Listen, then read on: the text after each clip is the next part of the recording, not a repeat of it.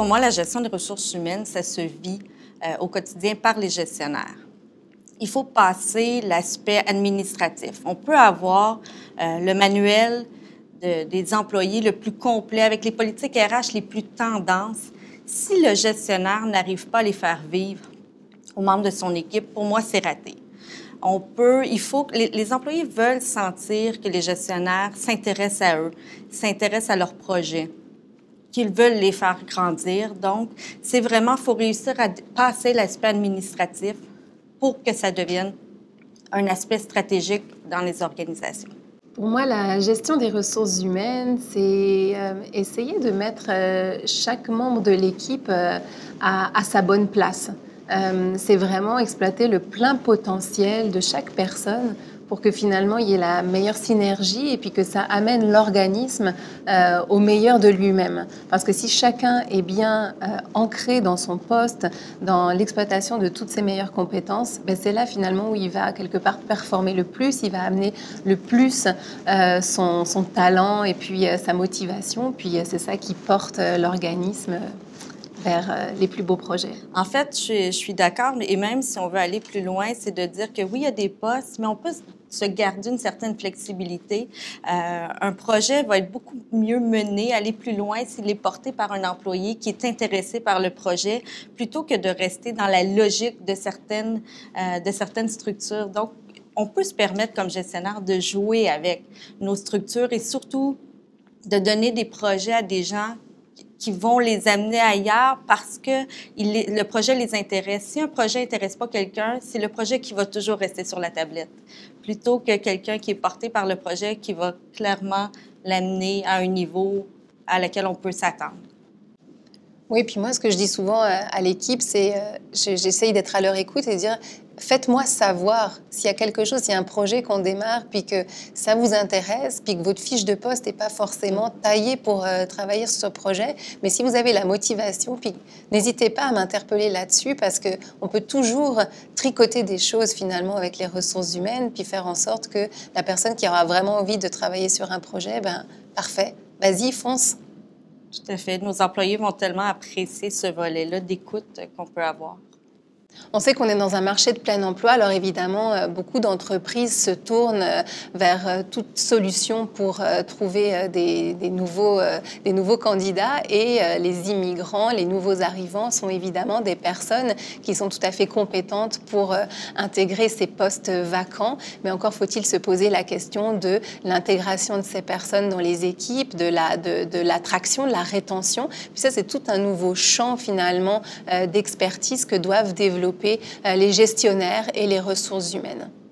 Les défis liés à la gestion des ressources humaines amènent également des solutions qui sont plutôt intéressantes lorsqu'on les applique au quotidien. Nos employés, en fait, nous regardent aller, regardent de quelle façon on va interagir avec eux et la place qu'on leur laisse. Une des solutions, en fait, sans que ça coûte très cher, parce qu'on pense toujours que les solutions en gestion de ressources humaines coûte cher, on amène des politiques où on doit changer le fonctionnement, mais ça peut être très simple également. Ça peut être de ne jamais, par exemple, laisser des situations conflictuelles non gérées. C'est plutôt important de garder un climat agréable, de rester authentique également dans les solutions. C'est notre façon d'être qui va influencer ce que les employés vont percevoir de l'organisation. On est leur premier contact. On dit souvent, on dit souvent dans le milieu qu'on va travailler pour une entreprise, mais on quitte son gestionnaire. Donc, si on quitte le gestionnaire, c'est bien de parler de l'importance du gestionnaire dans l'expérience de l'employé au travail. On se doit donc d'être à l'écoute, d'être authentique et moi, je dirais une des solutions également, c'est la transparence. C'est sûr qu'on doit adapter nos politiques, on doit quand même suivre les grands courants. Donc, permettre peut-être une plus grande conciliation travail-famille ou vie personnelle pour les employés, pour leur permettre de pouvoir remplir leurs autres obligations. Mais c'est l'esprit de l'équipe qui, à mon avis, est le plus important, le fit qu'on réussit à donner à notre équipe qui fait la différence dans les organisations. Aujourd'hui, on est dans un contexte de grande flexibilité du travail et les équipes aiment qu'on puisse jouer la carte de cette flexibilité. Et je pense que c'est vraiment important en tant que gestionnaire qu'on puisse tout simplement s'adapter. On parle des milléniaux qui sont vraiment des personnes qui sont tout le temps le nez rivé sur leur téléphone intelligent. Ils ont d'autres attentes par rapport peut-être à ce que des générations un petit peu plus anciennes connaissent. Et je crois que c'est vraiment, ça apporte un vent aussi de fraîcheur dans la façon dont nous, on doit se comporter. Et je fais aussi un parallèle avec les milléniaux, je fais le parallèle avec les nouveaux arrivants, les immigrants, parce qu'il y a quelque part des problématiques qui peuvent se ressembler en termes de gestion de ressources humaines dans le besoin que pourraient avoir des immigrants. Par exemple, un immigrant, c'est quelqu'un qui probablement a peu de famille ici au Québec. Et c'est sûr qu'il va beaucoup apprécier la conciliation travail-vie familiale parce qu'il va devoir parfois se débrouiller tout seul pour finalement à la fois prendre en main ses fonctions, mais aussi gérer la vie familiale. Donc ça peut être des petits éléments comme ça qui sont importants. Évidemment, pour le gestionnaire, ça implique de bien comprendre quelles sont les problématiques finalement de son équipe et aussi de s'y adapter, en tout cas de proposer des solutions pour répondre au mieux finalement aux besoins de sa main-d'œuvre, de ses ressources humaines. Et je pense que c'est comme ça aussi qu'on arrive à faire en sorte que l'équipe donne le meilleur d'elle-même parce qu'elle va se sentir choyée aussi en disant je vois que mon gestionnaire il fait aussi un effort pour comprendre ma situation. Alors c'est pas forcément pour être dans une situation particulière, puis c'est important en tant que gestionnaire de penser évidemment à l'équité et ça c'est vraiment une valeur en tout cas qui pour moi est très importante, mais c'est sûr qu'il y a des conditions auxquelles on peut, des conditions plus particulières qu'on peut aussi quelque part généraliser. De mon côté, d'avoir une gestion de proximité a toujours été payante pour moi. Ça m'a toujours permis d'avoir des équipes mobilisées, des équipes qui comprennent, en fait, parce que de par cette proximité-là, j'explique aussi beaucoup. La transparence est hyper importante pour moi, à la limite de ce que je peux dire quand même.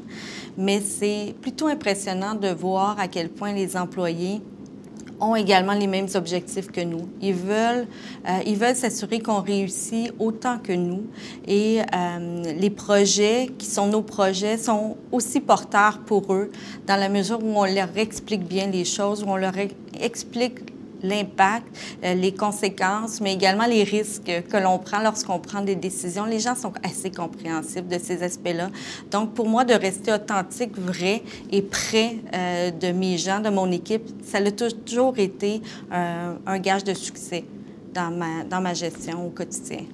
Un conseil que je pourrais formuler à un autre gestionnaire, ce serait de bien s'entourer et de ne pas hésiter aussi à se faire accompagner pour bien remplir son rôle de gestionnaire. Moi, le conseil que je donnerais aux gestionnaires, c'est de rester vrai, de rester eux.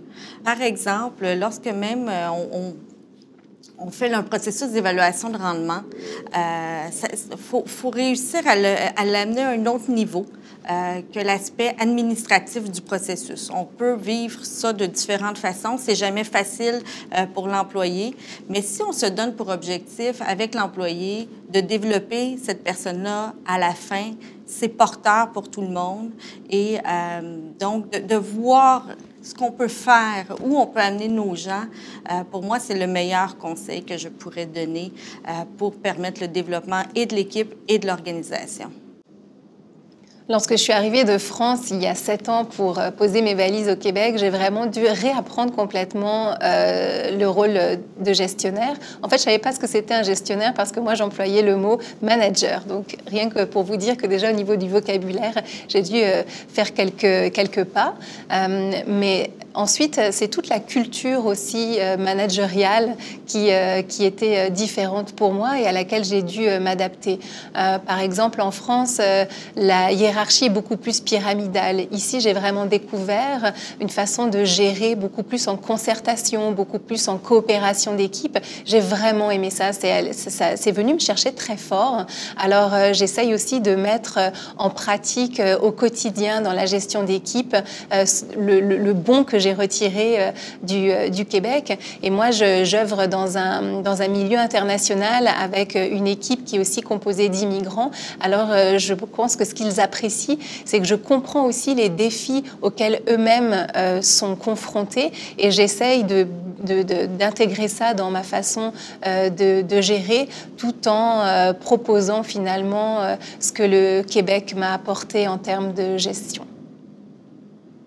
Parce qu'effectivement, gérer, oui, ça peut être un métier qui est plutôt porteur. Par contre, il y a également des situations qu'on doit adresser, qu'on doit gérer. C'est pas toujours simple. C'est pas toujours facile. Dès qu'on choisit ou dès qu'on décide, on déplaît à certaines personnes, malheureusement, dans l'organisation.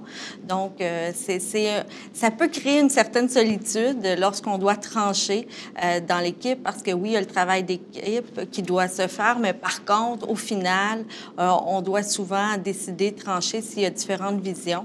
Donc, ça peut être assez demandant de la gestion d'équipe pour ce volet-là où on doit aussi, à l'occasion, jouer un rôle qui est moins agréable que de faire de la reconnaissance qui est toujours agréable et tout. Malheureusement, il y a l'autre volet aussi où on doit décider pour le bien de l'organisation.